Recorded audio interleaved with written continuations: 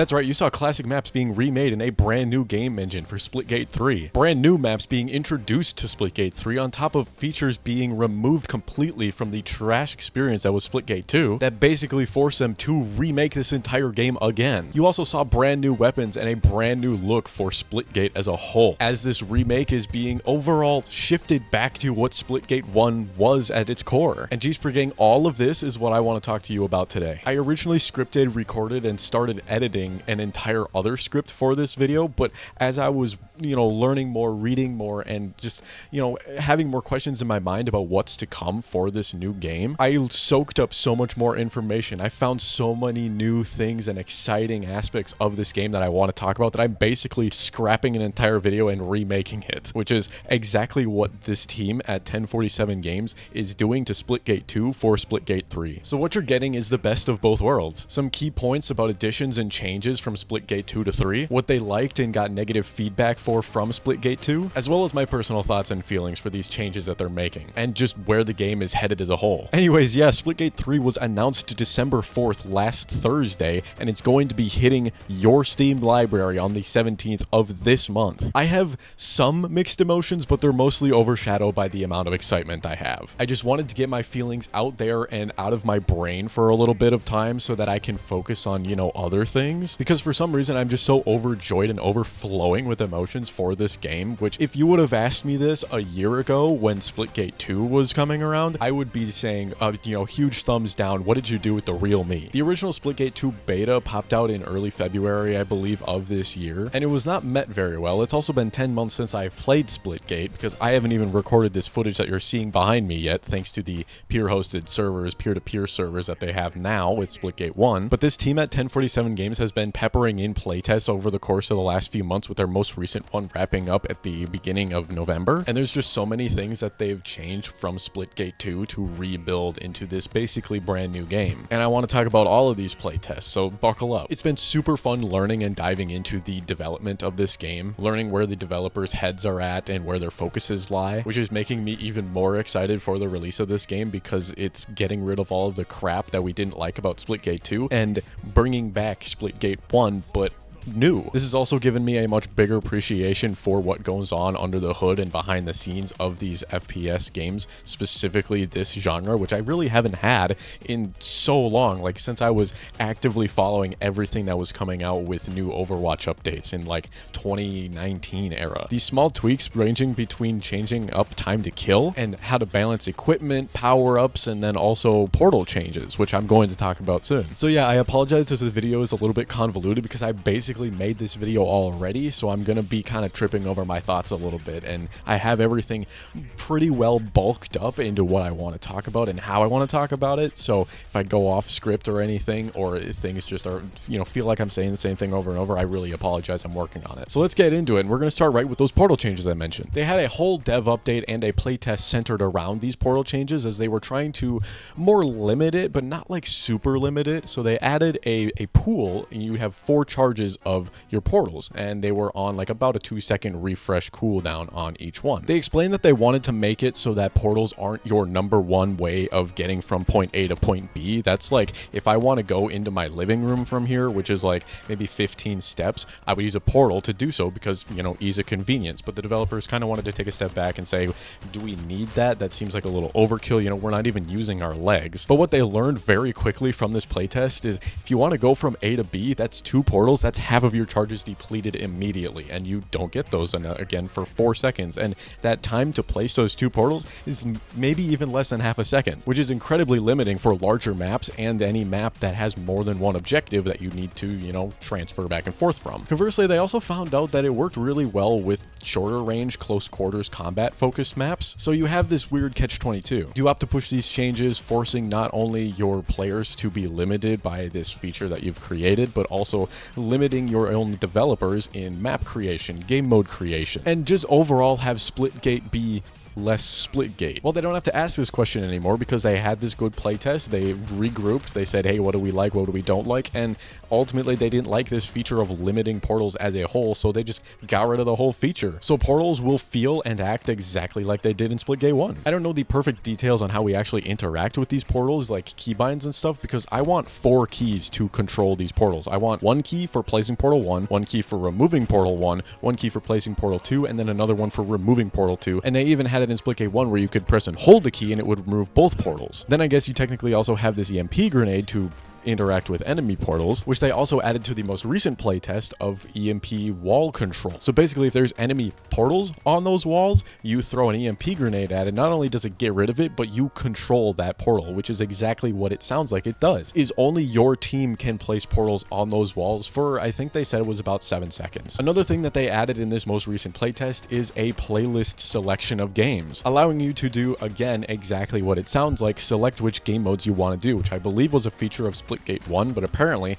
I had no idea it was not a feature in Splitgate 2 or any previous playtests. A screenshot from the dev update also shows that there are 12 game modes that are for sure going to be here, including the OG Splitgate, which I believe is that classic game mode that they talk about, and I'll be hitting this real soon when we talk about the what's new section from their Steam announcement. And that was a really quick summary of all of the changes and stuff that they've made throughout these playtests since like September. And they've had like 1 or 2 playtests every month since then, which after watching all of these changes for Splitgate Arena Reloaded, it really feels like Splitgate 3 is going to be the most Splitgate game we've seen since Splitgate, which seems really stupid, but they just removed so much Splitgate from Splitgate during Splitgate 2, which almost perfectly pivots into, well, if they're removing so much from Splitgate 2, what are they keeping? The number one thing that they're keeping or trying to figure out how they can include is equipment and power-ups, which are more or less the same thing, interchangeable names, but these are things like power weapons like the railgun, as well as pickups, which are in the form of consumables like shields, adrenaline stim, hypersight, damage boost, the ability to like see through walls. And the next big thing is movement. They introduced sliding for Splitgate 2, which was almost unheard of, but it's, if you're playing a competitive FPS game, you're gonna be likely moving towards sliding if you want it to be even more competitive and tactful. It looks like they will be including sliding in Splitgate 3, which is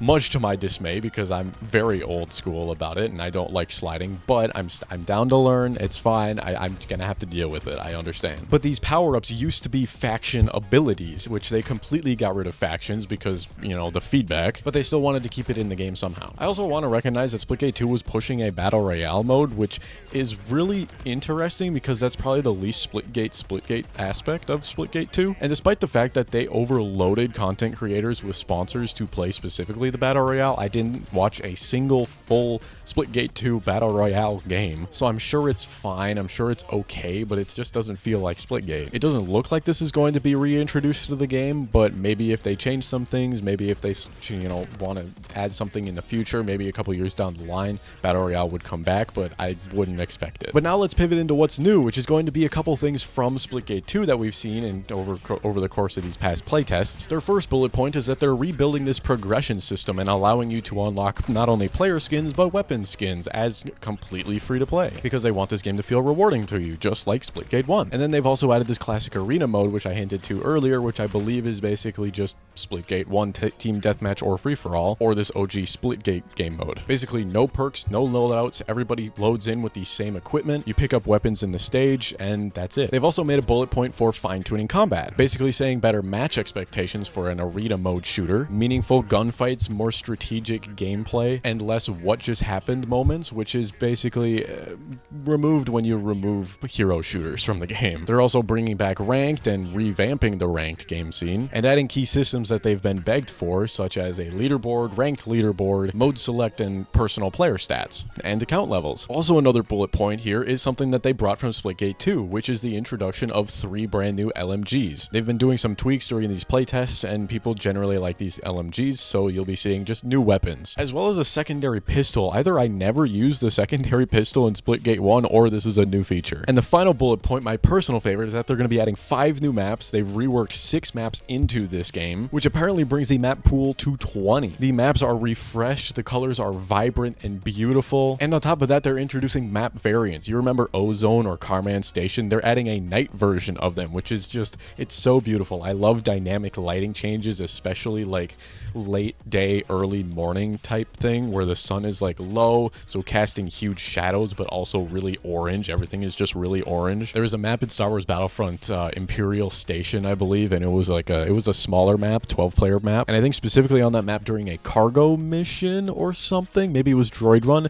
the map would be that orange, vibrant, late night summer color. It was so beautiful. Also in their announcement, they re-acknowledged that Splitgate is supposed to be more of a love letter to classic FPS games like Unreal Tournament, Halo, and Quake, and I think that is so important and a huge reason as to why Splitgate 2 flopped, because that vision was kind of lost. Also, if you've never played Splitgate 2 or any of these previous playtests, Splitgate Arena Reloaded also has weapon loadouts, including primary weapons, secondary weapons. Both look like they have perks, 3 personal perks, which are just like traits from Star Wars Battlefront, which gets me all riled up. But this is a great way to keep the game fresh, unique, interesting, and have a more tactical feel for in the game. Now, my final message is to 1047 Games on Splitgate 3. Yes, I'm going to continue calling it Splitgate 3. I think Splitgate Arena Reloaded does not need to be a thing. It was large enough and different enough from Splitgate 1 that you needed to give it a brand new name, and now Splitgate 3 is a completely different and huge change from Splitgate 2 that either you just have to call it Splitgate 1 or Splitgate 3, and I guess that's kind of where the Reloaded comes in, but that's really kind of a new term in gaming, so if you really want to pioneer that change, then, you know, go for it. It's gonna be great. I'm gonna call it Splitgate 3 regardless. Also, at the end of your Steam post announcing Splitgate Arena Reloaded, you wanted to address that a relaunch of a game is met with some skepticism, and I think that's a little funny to note, especially with the amount of criticism and skepticism you got with the release of Splitgate 2. So I don't think you're gonna get any more nasty looks for Splitgate 3 than you did for Splitgate 2, so I think you're gonna be fine. I will be there for the debut of Splitgate 3, and if it plays like Splitgate 1 but with a fresh new look and feel, I will be so damn happy. Not to mention all the positive changes and information I've soaked up thanks to all of your dev updates over this last weekend. I think you're going to be in such a great place, but obviously skepticism is going to still be there, you know, but it's going to be a small minority, I think. You seem to be working great with the feedback that you're getting, and I hope that you get all of the feedback that you need on this Splitgate 3 release. I think there was another thing I was going to ask you, but you're probably not watching anyway because my algorithm doesn't run in FPS circles. But back to you, gspree gang. Have a wonderful rest of your day, night, week, weekend. I appreciate you as usual for stopping by, and I will catch you the next time you catch me.